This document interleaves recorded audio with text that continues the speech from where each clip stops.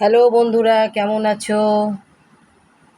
দেখো, চলো আজকের মেনু দেখিয়ে দিই।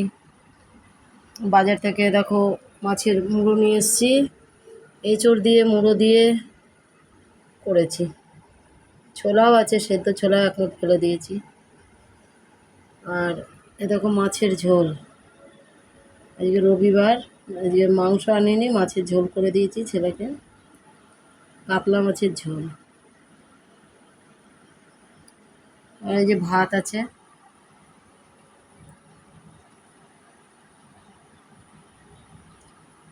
আর একটা ডিমের মামলেটও আছে। ডিমের মামলেটটা সকালবেলা খাবে বলে করেছিলাম। তা মাছ ভাজা ছিল, মাছ ভাজা দিলাম। আর ডিমের মামলাটা পরে খেলো না, পরে খাবে হয়তো ডিমের মামলেট। হ্যাঁ,